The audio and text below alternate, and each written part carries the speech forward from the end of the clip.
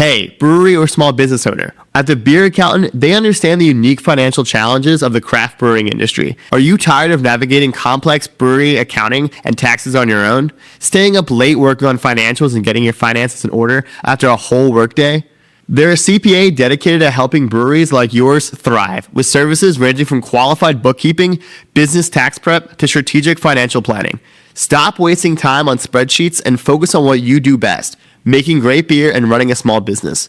The Beer Accountant is led by Patrick McDonald, a CPA for 14 years. They are also the official CPA of the Brewers of PA, servicing over 50 breweries in 4 states. If you own a brewery or small business, stop overpaying for reactive support and start being proactive with the Beer Accountant. Don't brew that IPA without this CPA. Visit beeraccountant.com to learn how their specialized expertise can help your brewery grow, profit, and succeed. That's Beer Accountant at beeraccountant.com. Are you a brewer looking to open, grow, or plan your next move? I'm Ted Zeller, liquor law attorney at Norris McLaughlin. I've spent my career working with breweries, helping them navigate the regulations that come with this industry at the municipal, county, state, and federal levels. From first permits to expansion into new markets, my team serves as legal counsel on licensing, compliance, and distribution. If you're ready to plan your next move or need legal guidance, I am here to help. Feel free to call me at 484-765-2220 or email me at tzeller@norris-law.com.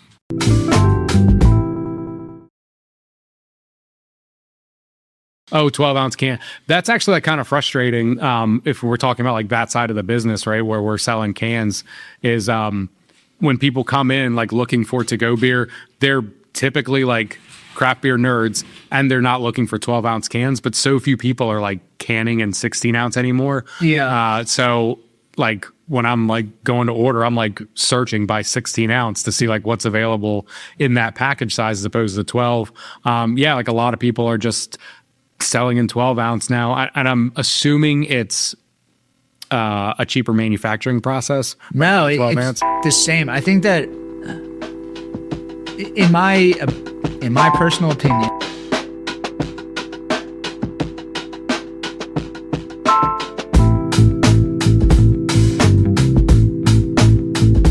welcome back to Brew That Podcast. I'm your host, Richie Tevlin, joined as always by Evan Blum. Hello. Tonight, we welcome on Joe Moore from the Craft Beer Store of Springfield. Yeah. In Springfield. Yeah. So I came to do a tasting with you guys a couple weeks ago, and you told me, I don't know if you would call this, you're a rocket scientist. I mean, I wouldn't say I'm a rocket surgeon, but I do work in the aerospace field. My other gig is in aerospace, a precision cleaning facility. So we clean a lot of the parts that go into space. We also have some big like thermal vacuum chambers. We do a lot of testing on big satellites, stuff like that. So yeah, I think we initially got that like, oh, like you're into space. Like I've been working in it for a minute. I'm dressed as an astronaut right now in your bar. Yeah. Like we have a connection here. And then you had just bought it. I think that was, the day I was there was the day that it was official yours. I think it was. I think like we took the sign down the day before, like we closed on a Thursday. Yep. And you were there on a Friday. So yeah, it was pretty cool. That's cool. So, instantly we're kind of wanting to have you on, like you kind of have this unique perspective, like you just bought a beer store, kind of like what that whole experience was like. Cause I'm sure there's people listening to us that have the dream of what you're doing right now. Yeah, of course. So let's get through that right now. But before that, let's break into some of this beer. She asked me what I liked before you came over here. I said I like Belgian beers. So you brought some Belgian beers for us. So Did you know he worked for Flying Dog as well? I just learned like when he was here. So what is this? Yes. Pie Face Ale, Gonzo Pie Face. Yeah. Nice. Yeah, I'm gonna try that. Awesome. So this one, what is this? This is the Bacchus Flemish Old Brown Belgian Ale. It's kind of a lighter beer, a lighter for a Belgian, right? I think it's only like 4.5. Yeah, nitro. Yep, it's a nitro as well. On the back, it says shake 3 times, tilt, and then taste it. Yeah, so they have like a little thing. In addition, like we do reviews on our Instagram and stuff. So one of our bartenders just did a review for this guy. He really liked it, but he's like a huge Belgian guy. Nice. That's cool. Is that something new that you guys are like gonna start on? I don't know how familiar you guys are with like the Breweries in PA, that website. Yep. That was the first first place I ever like wrote professionally. I did like reviews for them. Oh, really? Way back in the day. Yeah. I mean, I want to say like 2015, 2016, something like that. Huh. Yeah, we are going to get them on eventually, but they cannot come out at night. So it's like we've been talking to them, trying to like wind up getting them on here for over a year at this point. Yeah. But yeah, awesome. This smells. I can smell it from here. It smells great. Yeah. Yeah, it's got that like Belgian taste, but it's a little lighter than anything. How's that pie face? That's good. It's very like it's pumpkin pie. It's very pumpkin pie sort of flavored here. Okay. It's not. It doesn't taste like 8%. That's for sure. Yeah, those are always dangerous, right? Sneak up on you. Yeah, there's not too many new 8%. Like a lot of the new 8% beers that are coming out are just like these juice. Everything, man, is just like crammed with juice. Like Hazy just kind of took over, and then everyone's like, "Well, we can just put everything in there." Yeah, Did them doubles and triples. No, yeah, just a artificially flavored alcohol juice. Right, for sure. This beer is great though. What is this? It's a Flemish brown ale. Yep, from Bacchus. Yeah, that's great. Yeah, I think the nitro helps it a lot too. Kind of keep it a little like lighter on the palate. I like that a lot. 4.9%. Where is Bacchus? I am not sure. They might be a traditional German. It says Castile certified. I'm sure that's some sort of like brewed within Kingdom of Belgium. Oh, yeah. Nice. It's awesome. Legit. Cool. So you just bought Craft Beer Store Springfield. I did. So we're in the middle of a name change. So we're still Craft Beer Store, still operating as, but technically we're Crafty's Springfield. So awesome. Crafty's Bar and Beer to Go. So kind of with the name change is a little more of just kind of an ideological change as well. Like Bottleshop says, probably understand they're having a harder time now. The laws have kind of changed the past 5-10 years in Pennsylvania, making it a little easier for wholesalers to sell less than just a case, and so you can walk into a distributor, get a 6-pack. Same with like grocery stores now. So the bottle shop portion of the business we still focus on. We have I just counted today, we have 118 different variations, but in addition to that, we have 30 taps. We have a full basement, second bar area where we host like live music. You mentioned we do free tastings every Friday. So craft beer is still like a big focus of ours, but we are moving away from being like just strictly a store and takeout spot to more of a bar, where people can come, hang out, and enjoy, tons of different craft beer instead of taking them and going away. It was definitely, you guys pulled a crowd. It was a Friday night, but it was like there's a large group of people that came in that were excited to kind of drink there and like see what was happening. Have you heard of the Greeks in Narberth? No, I think I talked to you briefly about, maybe it was somebody else there, but they kind of do the same thing where every Friday they do a tasting. Yeah. And it became this community thing where like, then like 30, 40 people were coming out every Friday, and right. They weren't even announcing it. Just kind of like every Friday people show up. Yeah, people are socializing, they're, hanging out with the same people every single week, and it turns into an event. So yeah, it's a lot of fun. Yeah, it's cool. Whenever you say like free beer, even if it's like a little bit, like people still like, they come out of the woodwork for it. So the best beer is a cold beer. The second best beer is a free beer. Yeah. Yeah. Don't disagree with that. That's cool. You still do you curate the tastings now? Like, is that going to be one of you? I don't personally like curate it. I have 2 managers that are helping me run stuff, and they kind of switch off. And, one of the best things about like purchasing this business and getting into it, one of the real reasons I got in was the staff that was already there. Like bars and restaurants have like a 300% per year turnover rate. I don't know if you've like realized that or like knew that statistic. So it's like 3 times a year you're restaffing your entire place. The 2 managers I have, they've both been there for over 3 years. I think one's been there 5. And we have another bartender that's actually been there longer. Only works a couple of days a week, but he does all our reviews and everything. Super knowledgeable about craft beer. Been to Belgium, Germany for Oktoberfest. Like, that's his thing. So that was like helped me, make the decision to get in. Like, well, I have a good staff. I have a solid staff. Like, I can get in and do this, with their help. So saying all that, they're typically the ones that curate it just because it's what they really love, what they've done, and they built that portion of the business, right? Yeah. So it'd be like kind of crappy for me to come in and be like, well, no, I'm taking this over now, right? Like, you built this up, you got the crowd on Friday, like, yeah, keep running with it, Yeah, exactly. And then like as time goes, you kind of can like build like with the name change and everything, kind of like put a fresh spin on it. Yeah, exactly. And, you know, I'll do beer tastings. We do 52 a year, right? So if there's, you know, bartenders like, I can't make it to a brewery to pick up whatever, or, you know, then I'll be like, I'll go reach out to someone, see what I can get in and, you know, what we can do. Nice. Yeah. Yeah. So I guess, can we start back from your beginning? So you said that you work for like this, I guess, space cleaning company, rocket ship cleaning company. Sure, kind of, yeah. So, I mean, I don't know. From LA, right? I'm not from LA. I lived out there for a while. I actually grew up in like Chester County, like right on the border of Pennsylvania, Maryland, like all the way down Route 1. If you hit Maryland, you've gone too far. I lived out there. I worked for a company. It was actually a ballistics company, so we tested body armor. I did that for 4 or 5 years, and that company got bought by this bigger company. A lot of my friends like jumped shipped, but it ended up being pretty advantageous for me. I ended up getting promoted. Then this like really great position in LA came about, and I was like, wow, I could live in California for a little bit. I was living like right outside of Baltimore, you know, going to not going to the city often, but just.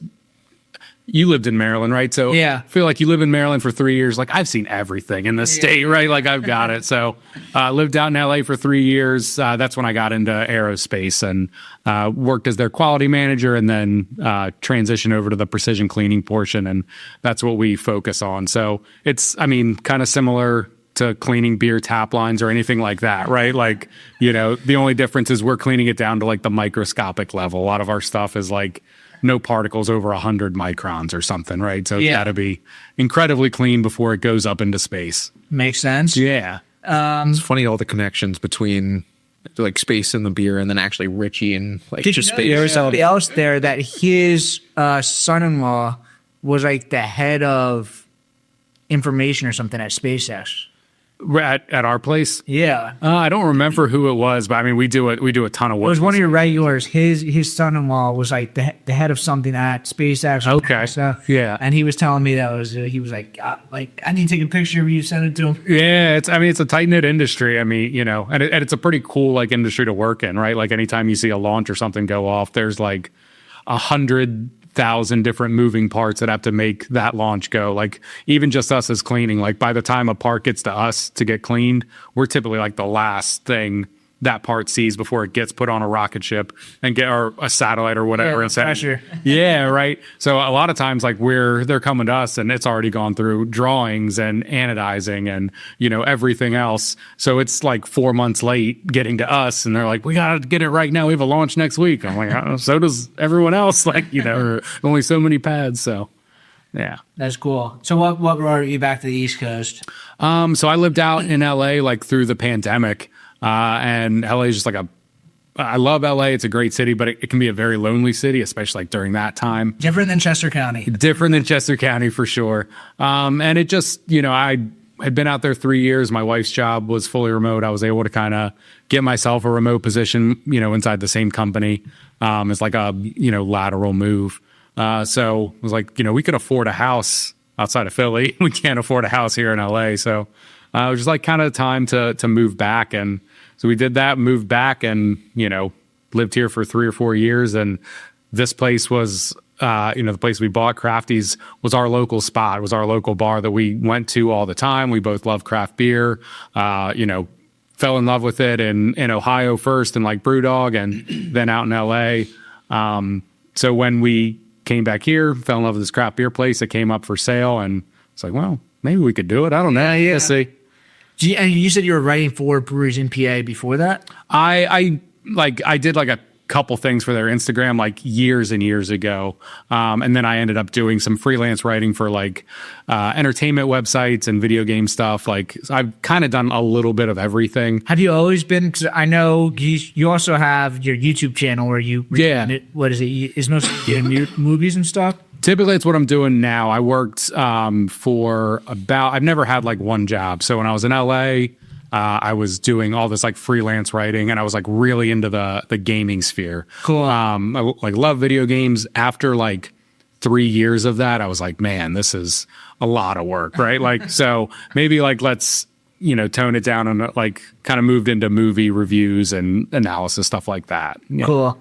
Cool. Yeah. But you've always been a creator, like as far as like writing and social media stuff. I think so. I think I've always had like just a creative itch, like something that I've wanted to do. And I mean, even that's like part of the bar, right? Like, it's really nice to get in there and be able to like kind of make a space your own and, create your own kind of things with it. I mean, you do the same thing. Like, I love your guys' can art on Space Cadet and everything. Like, that stuff's sick. Yeah, I mean, and in your bar, you guys are playing like the movies and everything, and it's very much like a homey feel. Like, it feels personable in there. Yeah, we have like a little CRT TV in the corner. We play like old VHSs. We like to play like music videos on the wall. Some of that's like bar science, like you want to keep people engaged. You don't want people looking down at their phone. So the music's playing, instead of like looking at your phone to find out who it is or checking touch tunes, you can look up at the music video, and then everyone's all looking at the same thing. You're like creating a shared sense of community. Same thing with like a small television, right? It like hits like a nostalgia factor, hits like those member berries, right? We're like, oh man, like that's Terminator 2 is like playing on VHS. That's super cool. And you have to stay for the end of the movie. Exactly, right. Like, you can't leave right now. You got to get one more so we can see how it ends, Yeah. So how did like you taking over the tap room? Was it something that you approached them, or they were kind of like looking to sell it? The owner was looking to sell, and he had it for a few years, was kind of, done, ready to get out of it. Yeah. So I had been a regular and had like expressed interest in, like, hey, maybe, if you're ever ready to sell it, like, wouldn't hate the idea depending on the price and all that stuff. So he approached me, and he actually approached me at like the beginning of the summer last year, and I knew nothing about the bar industry, right? So I told him, I think it was in like May, and I was like, why don't you let me bartend for you over the summer? Let me see if I like it, Yeah. So I did that. I worked there for about 4 or 5 months just as a bartender, 3-4 nights a week, some weekends, events. That's cool to like, you can kind of test run the company. You can kind of see where it's at, and it's like you're getting an inside look of like, are you about to take the space over? Exactly. Like it was certainly a risk, but it was a more calculated risk. I didn't want to just jump into an industry I knew nothing about and try to take over. So being able to be there as a bartender and get to know the keg systems and the POS system and, inner working politics and regular, all that kind of, all the things you don't think about, right? Like you can look at spreadsheets and numbers. Yeah, like you can go online, they'll tell you like, this is where your utilities or your labor percentages should be. But like, until you're actually there and you're understanding, like you're putting those numbers to like real world situations. Exactly. It's a lot different. Yeah, you have to have that sweat equity. You have to, learn how to pour a cocktail, right? I was like, I'm not going to, own a bar if I've never like made a cocktail for a customer, right? So, a lot of that stuff. And it obviously, I learned, I've always loved craft beer, but I learned so much about it, right? When we have 30 taps that we need to keep going at all times, right? Like you're buying 6 to 7 new kegs every single week, so you're trying a lot of different stuff and seeing what moves and what sits and, learning, what your customers like, what they don't like, and, what's going to do well in this season and, all that stuff. Yeah. And now Evan has been there. I had not been there until I came in. Okay. But Evan had been in there before.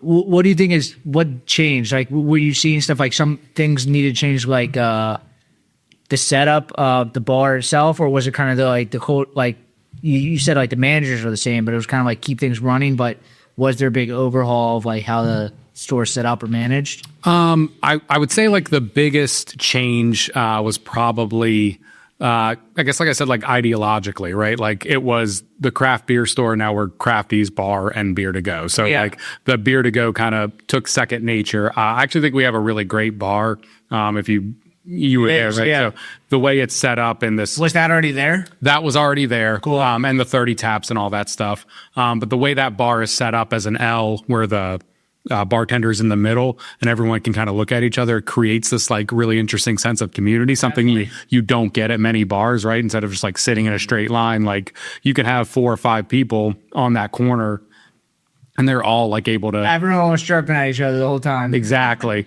But we used to have 20 fridges, which would hold about 700 different beers. That side of the business, even, once I got in, started like being able to look at the numbers for the past 2-3 years, that side of the business just really started to hurt come, I want to say like 2022, 2023. The to-go market just is not where it was, a few years ago. And that's fine. It's great for consumers to have other options and more competition. But when, I'm talking about like, well, I can't compete with Acme, and like they're buying 20 cases at a time and they're getting, I don't have the storage for that. Yeah. And you don't want people coming into your place that are like, I want Dogfish at 60 minutes. You're like, well, we don't carry that because we can't compete with their prices. Or they come in and your beer is $2 to $3 more a single can. So we removed half of the fridges, started working on like opening up that space in the back a little more to make it, more of a bar space where people can, hang out and have some community, and parsing down like our to-go section has allowed us to focus in on like more interesting beers, right? Beers that you can't just like walk into a right by or whatever. Like you're not trying to have everything available. Exactly, right? If you come to our spot, like that, hey, they're not going to have 400 Belgians, but they're going to have 10 really good like Belgians and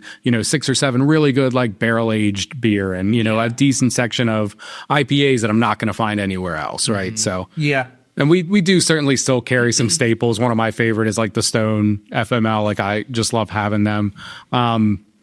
But we're also going to carry random stuff like Bacchus too that you're not going to find anywhere else. Yeah, it is like a good selection. Like when I was there, it was like you definitely had trimmed it down. Like there were so many fridges, and you were like, no, this is like this is not our business anymore. Like kind of the days of having, like you said, like 8 fridges or single cans is not really sustainable anymore. Yeah, at one point they had like 700 different beers. The entire basement was all like dry stocks. We would like go get like full cases and stuff. For us, it just wasn't sustainable. So we totally renovated that basement space. We're working on like a stage, but we do bands every Saturday. We have a barbecue food truck that comes on Fridays and Saturdays now to kind of support the bands and the beer tasting and stuff. So yeah, it was definitely just like changing the idea of, instead of being just a craft beer spot where people come in, get beer and leave, now it's, more of a bar and that feeling as well. Are you guys going to put it in the kitchen? We are working on that. So we do have like a menu. Our menu is like geared towards hot dogs. We're like a Crafty's dog. So we have like some bratwurst and, German sausages, stuff like that.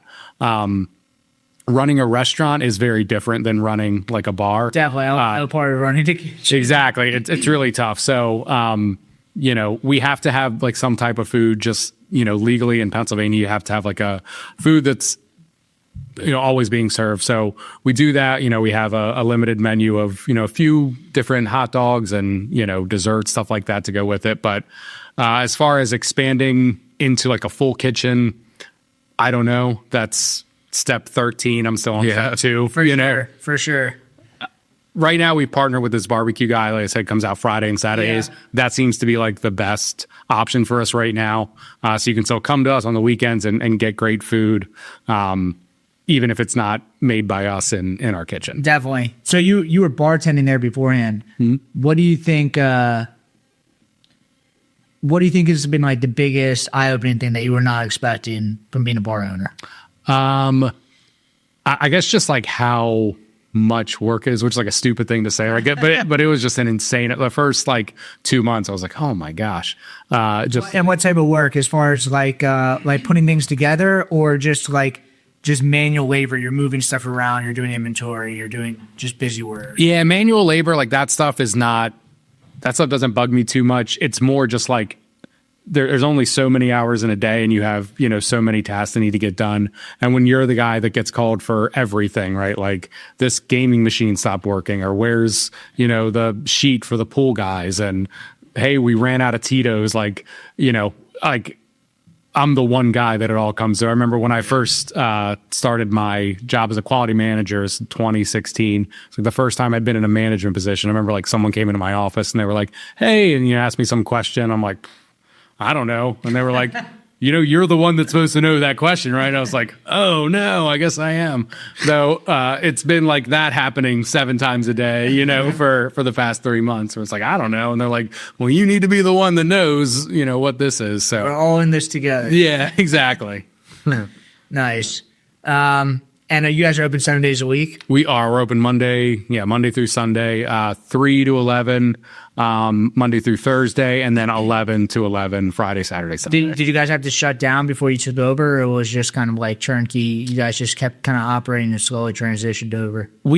No, we didn't have to shut down or anything. So because I kind of built up that relationship with the previous owner, and it takes when we finally, shook hands and I gave him a decent chunk of money in October.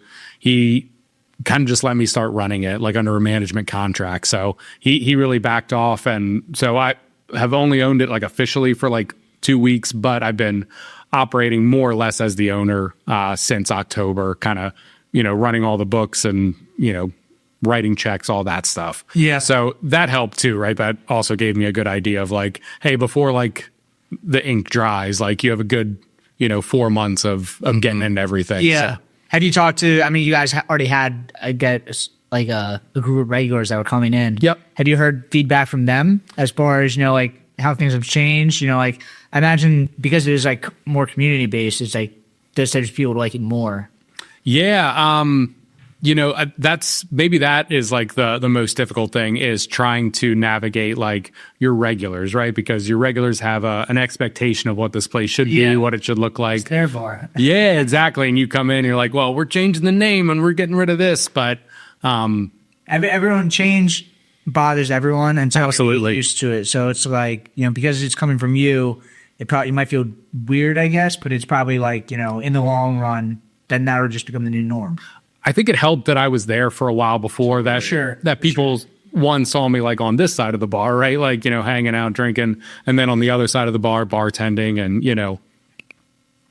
like chilling with everyone.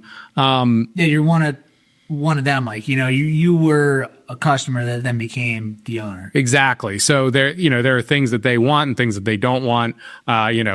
I get a lot of questions about the kitchen and about the food and that stuff. And that's where I have to be like, I can only do so much. I can only add so many bathrooms and, parse down our menu as much as possible. Yeah. We had 30 taps. At one point, the old owner put in like 5 taps of domestics, like Miller Lite and Yingling and all that stuff, and learning that like our regulars hated that. Like, it didn't matter that you had 25 taps of, weird, interesting stuff. We got Twin Elephant over here, we got whatever over here. Yeah. They were like, I hate seeing this Miller Lite on the menu. So like you get rid of that, and then everyone's like, oh, great. Now I got 5 more beers I could try, right? Like I could do 5 flights and get everything. Yeah. Some of the more unique things that you've had on, I guess, or you've seen, maybe just at the store since you've been going there, because the store has crazy selection. That is definitely part of it. Right now we have like a Dunkelweizen, so it's like a Dunkel mixed with a Hefeweizen. That's like it's really good. I can't remember exactly who. The best beer I ever had. Not the best beer. One of the best beers I ever had. I think it was Broken Goblet, maybe. Okay. I did some beer with Proximity Malt, but they were like, we're never doing this beer again. It will cost way too much money. It was like cocoa nibs and banana that they put in a Dunkelweizen. Oh, he said so good because there's like those kind of flavors already in it. Yeah. And then they added so much in it, and they're like, this beer fucked every RB thing up with all the cocoa nibs and the banana. Yeah. I was like, I was drinking it. It was like tasted very good, but yeah. Another thing that we have to, we do get a lot of like odd stuff on. We get a lot of high ABV. Yeah. So, and that's different too when you're talking. We still have like a pretty robust like crowler market. A lot of people who are craft beer people, they want to. We're out there still getting crowlers. Yeah. So yeah, we probably, I wouldn't say we sell more than like cans, but we sell a decent amount of crowlers, especially when we have something like interesting on. Yeah. But if we have like a 14% on something like barely barley wine that's barrel aged or whatever. Yeah. We want to have that on for crowlers and everything else, but at the same time, like now we're serving it to customers a 14%. You got to watch, like you're basically serving someone like 10 ounces of a whiskey almost. At some point. Yeah, and it's probably, that's not good for long term. Like you're only pouring one of those versus right. You got to calculate your cost too, right? It's typically a more expensive keg, but like whoever's buying this is only going to buy 1 or 2, or hopefully, right? If they're on their 4th and someone's not doing it. But same thing like we were saying before, like people get mad at the domestics. It's almost like if people even are drinking less of it, they just like to see that stuff on the menu. Exactly. Yep. And They're like, you have 30 taps. They should all be something, Yeah. and we've done well, right? Like, I think it's, you guys had, I can't remember the guy's name, but from Kenwood, who makes the lager. Yeah.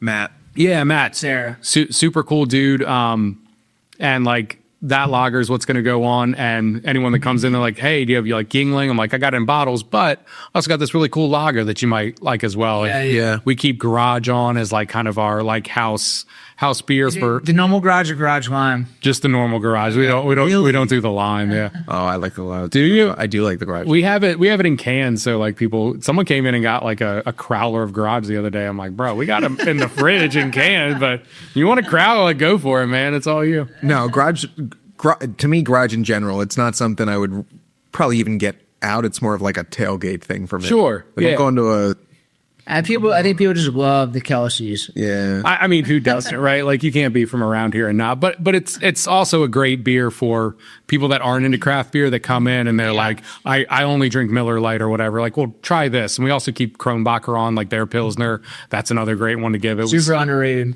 Yeah. Cool bottles too. Yep. We serve it in a cool glass too. Like, so it's a full like 16.9 actual like German pour and everything. People get one of those. They're like, oh yeah, I'm coming here and drinking that. I'm not drinking Miller Lights anymore. So Yeah. Do you have there's not many people that have like a very different bottle, and they're one of the people that like to. It's also French beer. There's not many French beers. yeah. So Yeah. New Belgium, Stone, Sierra Nevada. What do they all stand on? Cascade Floors. Family owned and laying down brewery floors since 1971, Cascade builds urethane epoxy and polyester systems engineered for exactly what a brewhouse throws at them. Thermal shock, caustic washdowns, forklifts, and constant abrasion. Cascade floors and walls stay sanitary, slip resistant, and standing for years. With a Philadelphia-based rep and breweries served across 25 states, Firestone Walker, Ballast Point, Russian River, Cascade is the crew that the best in the industry already trust. For floors that work as hard as you do, call Cascade Floors at 503-769-6823 or visit cascadefloors.com.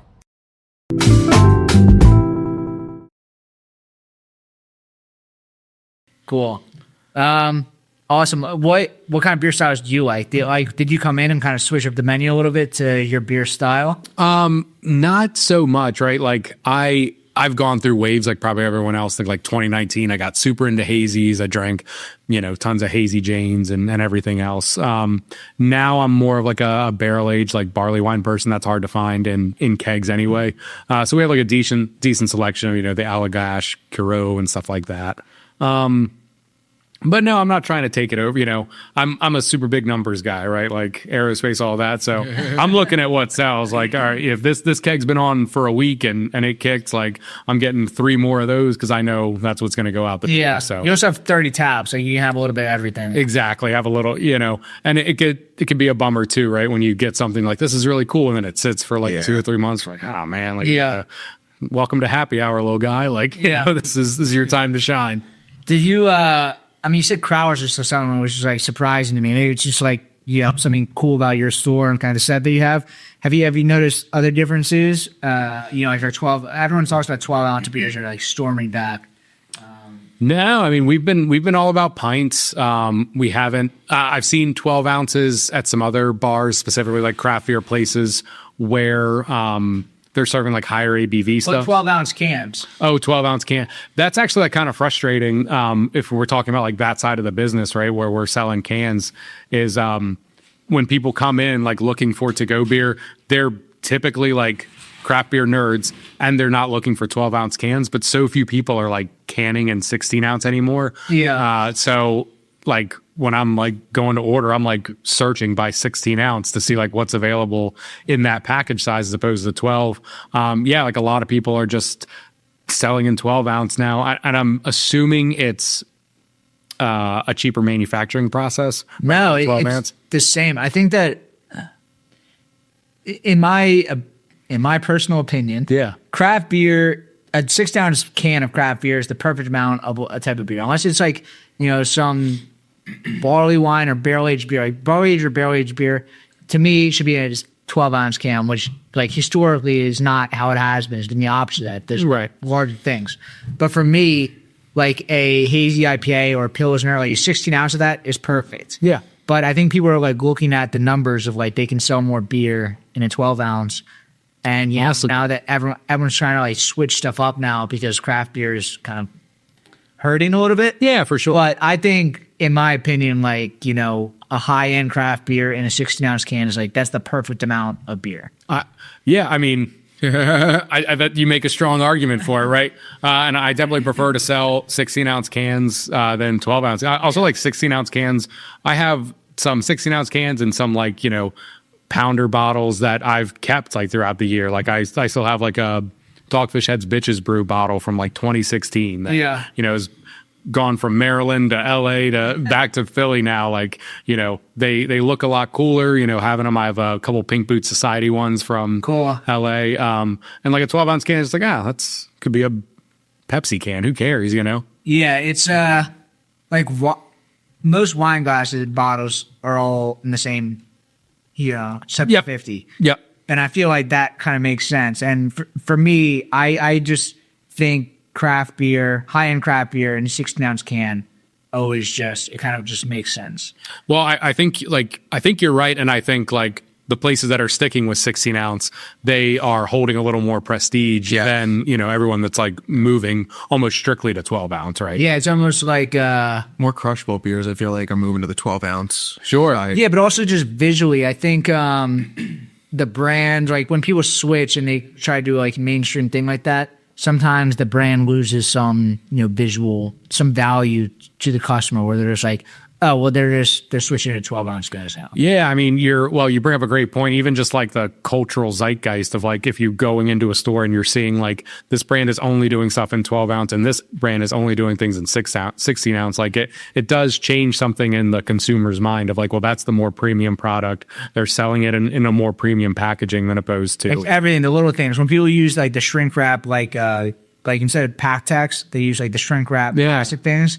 Like, some people tell me like, oh, it doesn't affect sales at all. I'm like, I judge it. Like, everyone I know when they walk into a beer store, like, and they're beer nerds, like they're not ever gonna get a can that is in their shrink wrap. I'll tell you a little secret. Like when we get those in, like we'll get a case. You know, we'll get about 8 to 10 of them will go straight in the singles, and the other ones, when I get them in that shrink wrap thing, I cut them up and I grab a 4-pack holder and throw it in the beer like that. Like I'm not throwing that stuff in, It's in the fridge like that. Like just a little things like that. A lot of people, there's some breweries now that are also like their cases, they're putting them in like just non-painted, like it's just cardboard with black ink on it, right? Instead of like laminated. I'm sure the bottom line is much better for them. Yeah, but I see that I'm like, oh shit, like you guys have kind of like not sold out, but you guys kind of like doing this to decrease costs. And for me,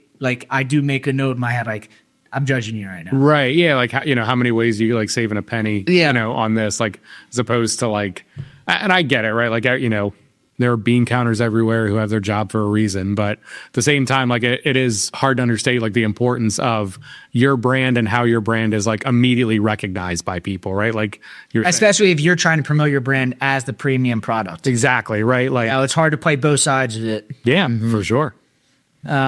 Cool. Have you seen like trends change? I mean, we talk about like, what beers coming out. I asked you to bring the Belgian beers on because I love Belgian beers. Yeah. But I think Belgian beers are a great way for craft beer to kind of get back into it, where it's just like, everybody's kind of hazy IPA'd out. And like, what's another way that we can make something interesting? I love lagers. Yeah. But at some point, a lager's like the crispier you get. Yeah. You're just getting way closer to a Miller Lite. Right. Light, Yeah, you can only do so much with a lager. But lagers are one of those weird things too, right? Like I've only met a few people in my life that drink Rolling Rock, but all they drink is Rolling Rock, right? Like if you're a lager drinker and you found your lager, like by God, you're going to die on that. Like, you're going to die on that rock. Yeah. And I do think that it's cool that craft beer, we got into like some dark lagers and some other like cool styles that like craft beer was not giving love to. Yeah. But I think as an industry, when everybody is now trying to like jam like high-end lagers down everyone's throat, it's like, it's it kind of loses its value a little bit. Like we need to be the premium alcohol product. Yeah, I think Belgian beers are a great way to do that. Where like have flavor and still be a premium product, but like we're not. It's different than an IPA. Yeah, we have about 5 different Germans on about all times. We don't always have a Belgian on, but we typically always have a Hefeweizen, a Dunkel, the Kronbacher Pilsner, like stuff like that. And what I found is like, at least at my shop, I can only speak anecdotally. Hazy IPAs are still like our number one seller. That's what a lot of people IPAs still crush. Everyone's like IPAs are dead. I'm like they're still the movie. Nah, that's what people want. But every time like someone comes in like I want something like different. You give them a Dunkel and they're like whoa, like no, it's like malty and like we always keep like Chimay Blue on tap too. Yeah. And that is for like there are people that are like Chimay diehards and if we got like the red one time they'd like freak out and be like what do you mean you have the blue here all the time. I'm like okay, whatever. But yeah, that's I guess like trend seeing people change is German beers are typically also at a cheaper price point, which helps a lot. That's what I've been trying to do is like have a couple beers that are at a lower price point. You walk into a craft beer store and you see 30 taps, but the cheapest beer is $7. Then you have some that go all the way up to 10 or 11, right? Like, I think Chimay is at like a $10 price point for a 10-ounce bore. People are like, why am I paying $1 an ounce for beer? And you're like, well, it's different, Yeah. But if you have like, we have Garage on, that's like always $5. Customers are more price conscientious nowadays. Yeah. I think everyone's kind of feeling the squeeze. And Hefeweizens, Dunkel, stuff like that give you an opportunity. Those kegs are typically cheaper than, what you're getting from a Tired Hands or maybe like a more premium supplier. So we like to keep those on as like an option. And people are kind of moving towards those. It's also nice when you can go in and get a, Kronbacher Helles Lager and then go find it in the grocery store, a case of it for cheap as opposed to, it's maybe $10 more than Miller Lite or something, but it's not $60, $70 for a case. You have a good spread also with your beer. It's not just hazy IPAs or it's like you have like kind of mix of everything. Local. I mean, it's not like you're like, have only national brands or only local brands. It's kind of like a spread of everything and a bunch of different styles. Yeah, that's kind of the goal is we want to have like something like we want to have something for everyone. We have, cocktails and we still have all domestics in bottles. But, I think if you're like any type of beer drinker, if you're a Rolling Rock drinker, we had a rice lager on for a long time that people like absolutely loved. Where's that from? Yeah. I do. Dead Flowers, I think. I think it was them that did the rice lager. It was really good. And people loved it. That stuff was great. But that was coming in like people that are like, I would never drink lagers. I'm like, well, try this one. It's got a way different taste, and they dug it, Yeah. That's cool. I love rice lagers. I want that to be a thing. I could see that working with Gen Z pretty well. Personal take. Gen Z doesn't drink, man. That's the hardest thing, right? Is like, we're working a bar and trying to like expand our reach outside of just craft beer people and, get them into the scene and stuff. But we have a CRT TV with VHS in the corner because, we have to cater a bar to millennials and Gen X because Gen Z is just, they want to stay home and smoke weed. It's a different world. Yeah. When we talk about this often, there's so many different reasons. I think there was an article of recent too, and there was a lot of buzz going out about it. It's like, the alcohol industry is down like 830 billion in the last 4 years or something. And I fully believe the number, but like the reasoning behind some of it is also like a lot of what Richie talks about between like, yes, you have weed being legalized, you have COVID, you have Gen Z is broke. And on the other hand, like being Gen Z, I'm 27. Okay. But you have like the people in the craft age at this point of time, I would say is like 23 to 28, and that's Gen Z. So it's only 5 years. Everybody else is still well under 50% of like being over 21. Yeah. So to me, there's that part of it. Like Gen Z hasn't even really grown into the category. And think about when you started first drinking and having craft, it probably wasn't freshly 21. Right. So there's that, and hazies and IPAs scared the hell out of them. So I think there's a lot of all that, and it's comes back to what we're doing, and like that's the whole point of all this to me as the marketing. We got rocked in 3 years, and there was COVID, then there was sports gambling, Yeah, right. and online dating kind of all wrapped up at once.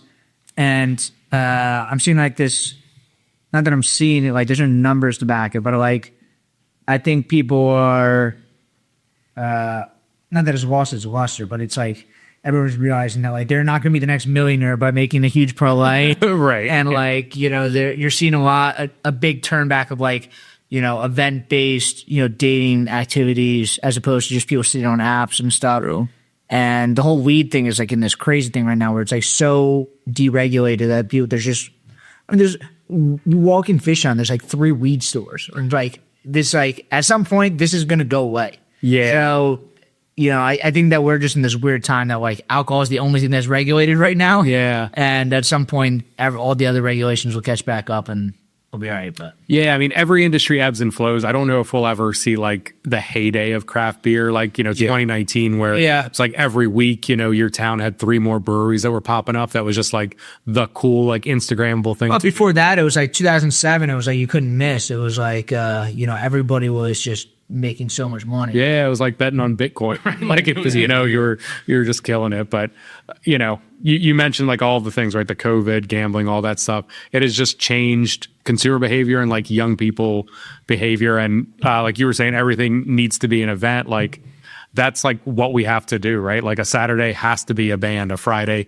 has to be a tasting. Like used to be, right, when you had a bar, like you were competing with all of the other bars around you. Now it's like I'm competing with people's home, and then when you go out, like I'm competing with this small rectangle that they keep in their pocket that has the entire history of the world, right? And you have the Library of Babel in your pocket, right? So that's what, we're trying to do, is create a place that is cool when you come out and like it is a sense of community. But I think you'll like that. You're giving people what they're yearning, where it's like you're playing old movies, you're playing like music videos, which aren't really thing. It's like old school stuff that like you can go back and you can kind of unplug for a little bit and just kind of be a part of something. Yeah, I think bars are like super important for a community, for the people around. Even the government just came out, they're just like, no, you guys need to start drinking a little bit. Like exactly, right? I've moved all over the place. I worked in different industries. I've had travel for work,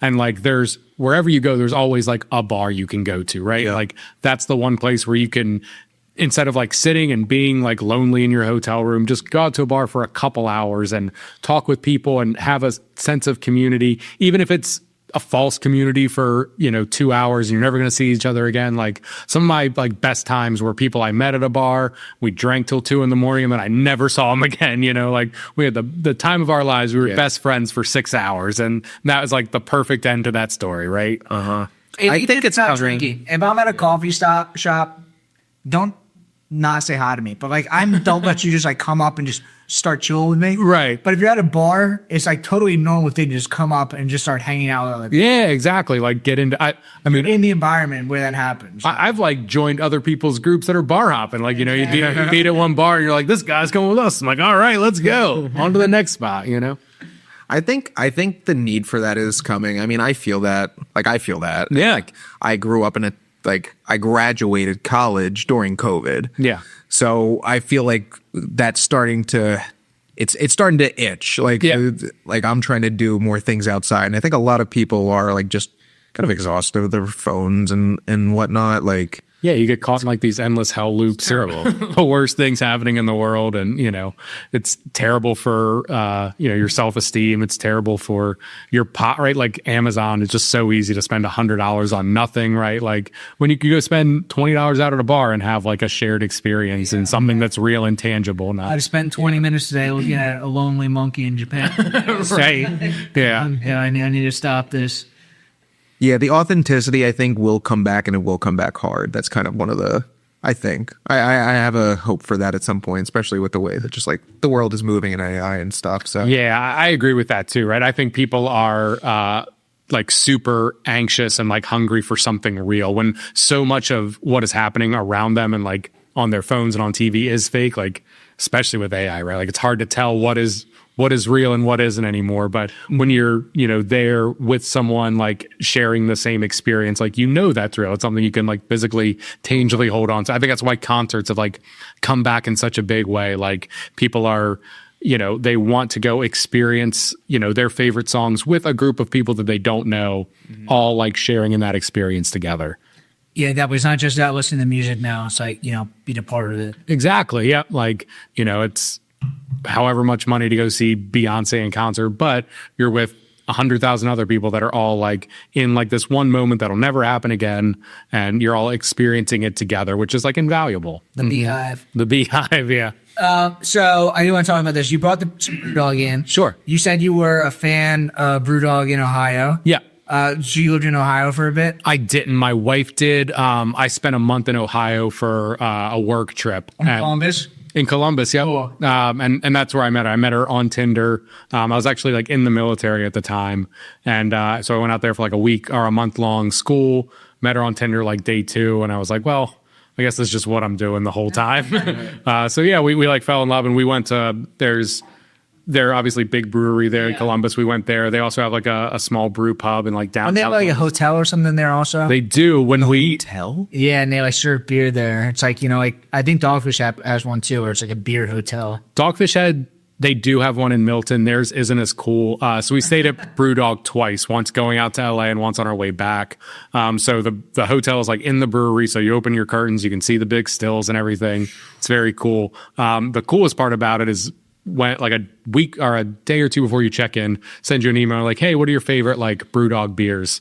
And when you walk into your hotel room, they have a fridge in the shower filled with like whatever beers you ask. Nice. Yeah, you have like shower beers there. Yeah, super cool. The owners really fucked that up because Brewdog was a very cool brand, and it's just like they totally pissed it down the drain. Yeah. Which is unfortunate because it was the cool European craft beer brand. I mean, we just had Mark on who talked about like the European beers. Yep.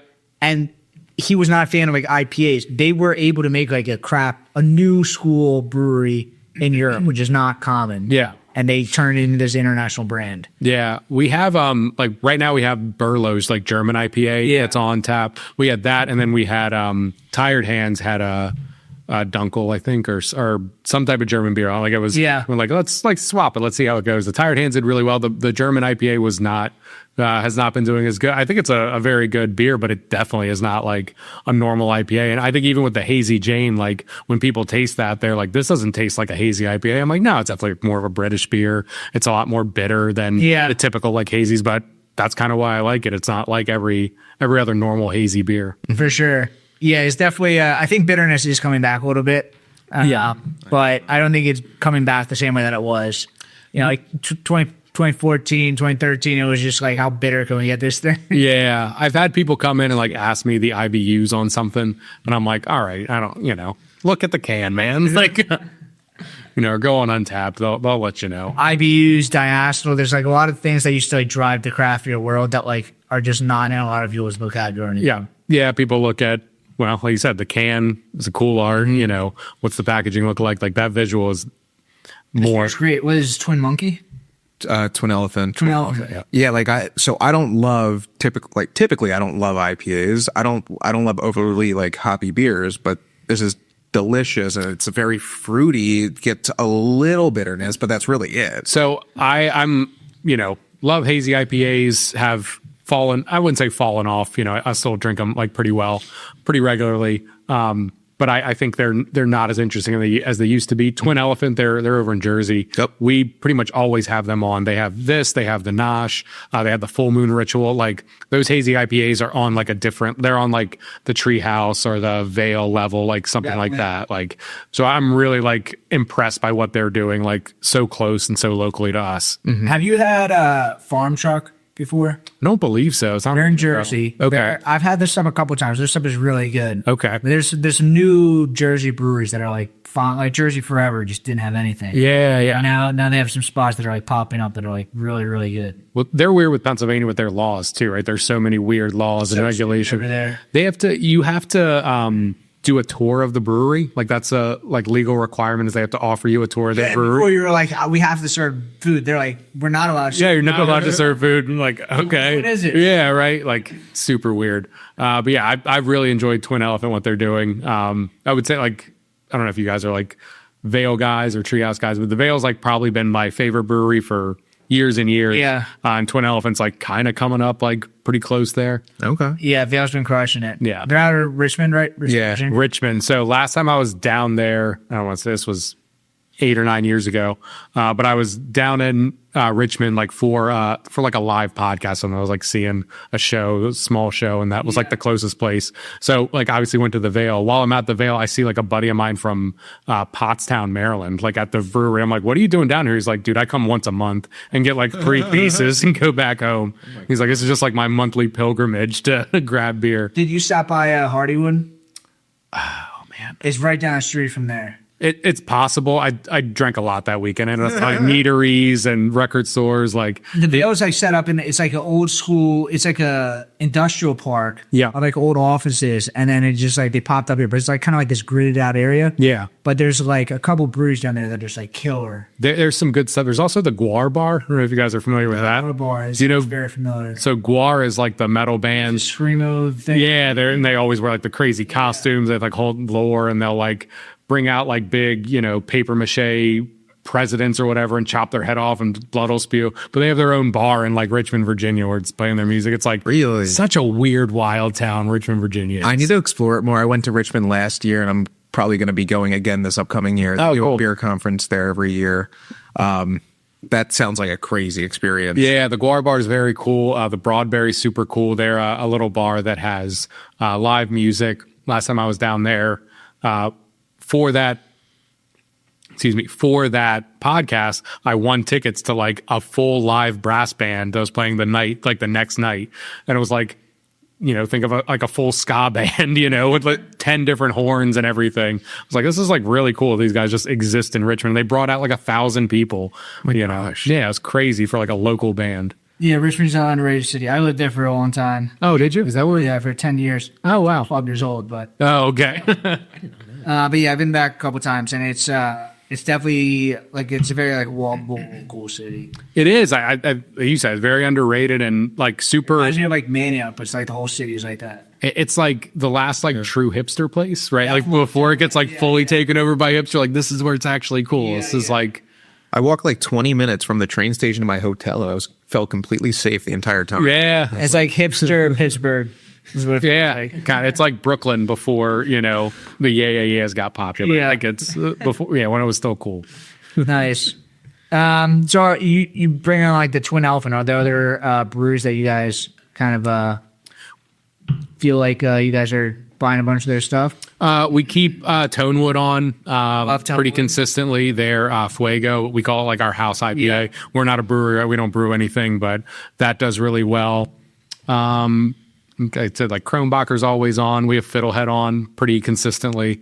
It's a decent seller. Do you get requests from your customers? The Where they just kind of like whatever you're bringing on, like that's what they're exploring. So our customers are typically like they're excited like whenever we have something new, right? Like we have customers that come in like just on Wednesdays because they know that's when we get new beer and stuff. And I do not typically get a lot of requests from them. Who I do get requests from are the people who haven't been in the store in like 3 years. And they come in and they're like, do you have this weird, strange beer that's, only comes in a 17.5-ounce bottle that, the distributor, they send 4 cases to distributors. And I'm like, no. And they're like, I'm never coming back here. And I'm like, hey, I don't even know who you are, dude. Like, what do you want me to do? Like, Did you get any of the Pliny the Younger? I did not get any of that. No, They like Unfortunately. whoever the distributor is, like kind of like dishes it out to like random people, or it's just like yeah, it's definitely like a kind of you have to be in the know, you have to be right there. I'm don't have the clout yet, I guess, in my business, but Build it up. yeah, working on that so we can throw them under the table. Yeah, we're done. Yeah, but it's just very cool that you guys bought a craft beer bar and are kind of like doing your own thing. It's like you said, it's like craft beers down a little bit, but the fact that you guys are kind of like making, I think you guys are doing it the right way, where you guys are like leaning into the old school stuff and leaning into like kind of like making it this environment, not just come in and buy the rarest, coolest, IPA. Yeah, exactly. We're not, like an underground, like, peddler of super rare beers. Like, Yeah. we want it to be like a place where people come and hang out. And, if you want to come out and have a couple $5 beers, like, come out and do that, right? Like, we're not going to judge, or, we don't have a ton of super craft beer nerd guys that are counting everything. It's a lot of like normal people that just prefer a better beer. Definitely. Definitely. Awesome. Do you have any like events coming up? I know like you have the events page on your website, but like besides the stuff that's every Friday.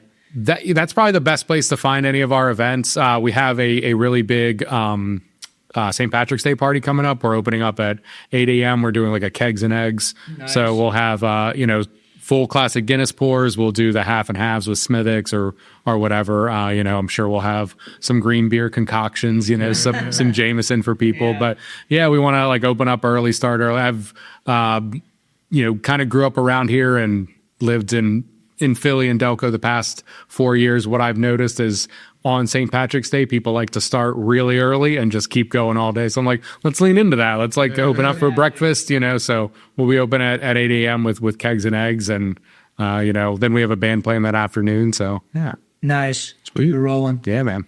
Awesome. Well, thank you for coming on. And Lou, where can we find you on social media? At the Craft Beer Store? Yep. At Craft Beer Springfield. On Instagram, Facebook, all that stuff. Yep. Awesome. Do you want to plug your YouTube channel at all? I can, sure. At Create Context, if you guys want to hear me like ramble about movies, that's where I'll be hanging out. Nice. Awesome. And then you can find us at Brewdat, at the Brewdat Podcast. Subscribe on YouTube. Subscribe on Spotify. 5 stars. That's my line, dude. 5 stars, please. Thank you. There you go. And we'll see you guys next week.